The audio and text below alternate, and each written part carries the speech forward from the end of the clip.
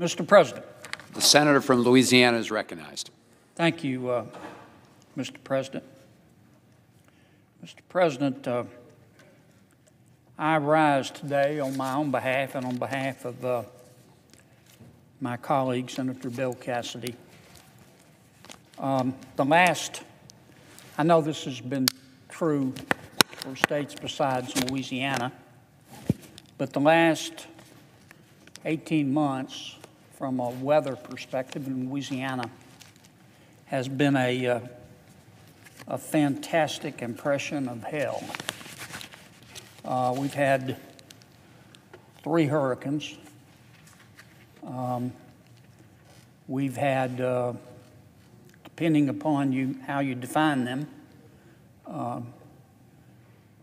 probably 10 different heavy rain events. And when I say heavy rain event, I mean that doesn't sound very serious. I can assure you it was.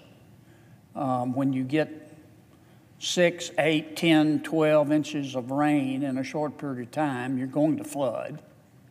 I don't care if you're living on Pikes Peak, you're going to flood. The water's got to go somewhere. And of course, we were part of the bad, debilitating freeze as well that also hit Texas very hard. My people, Mr. President, are very resilient. And they're tough, but they are tired.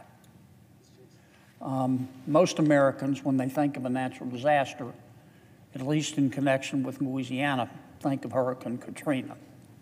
And certainly it was a bad one. I was there. We never would have recovered without the help of the American people. And I will never be able to thank the American people enough for putting forth their hard-earned tax dollars to help us recover.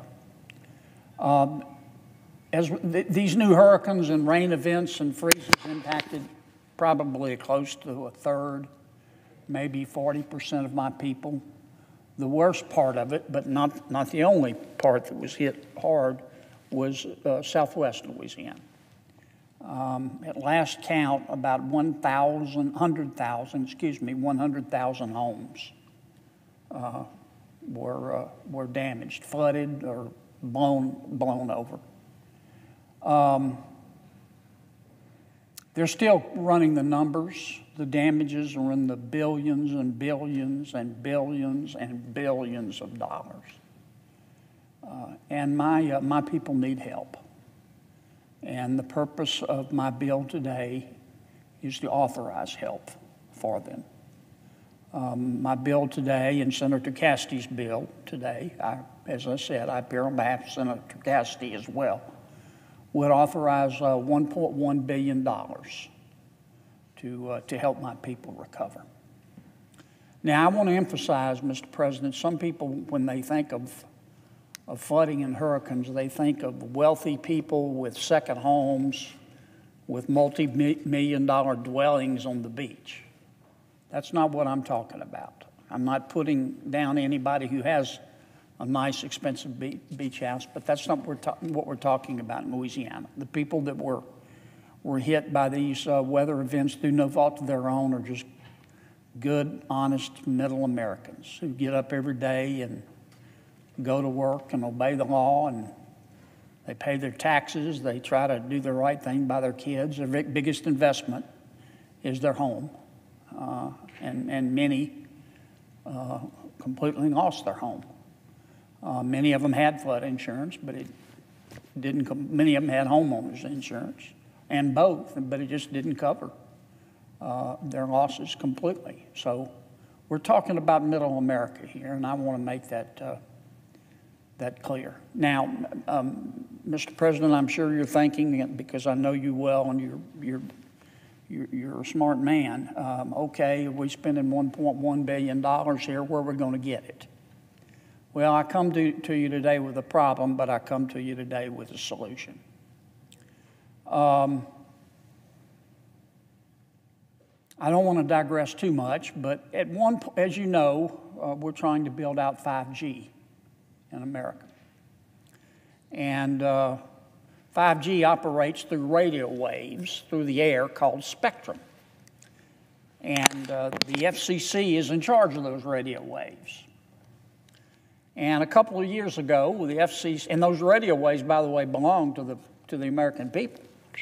The FCC licensed them out to companies to use in wireless communications. A few years ago, the FCC was about to give away what's called the C-band spectrum. These particular radio waves that would allow for 5G to become reality in America. And a number of us objected. We said, you know, you don't own these radio waves. American people own these radio waves. Why are you giving them away? And after some lively discussions, we finally turned the FCC around, and they decided to auction those radio waves to the highest bidder. They brought in $80 billion. $80 billion. And I'm very proud of that. That money is sitting in an account in the Department of Treasury. Senator Cassidy's bill and my bill would authorize the use of $1.1 billion of that $80 billion in cash to be used through community development block grants to help my people recover. Mr. President, I can assure you I wouldn't be here today asking for this if my people didn't desperately need it. They're hanging on. They're hanging on with every ounce of strength they have, but they're human. And as I said, they're tough, but they're tired. For that reason, Mr. President, on behalf of Senator Cassidy and myself, as if in legislative session, I ask unanimous consent that the Senate proceed to the immediate consideration of S-2359, which is at the desk. I further ask that the bill be considered read a third time and passed, and that the motion to reconsider be considered made and laid upon the table.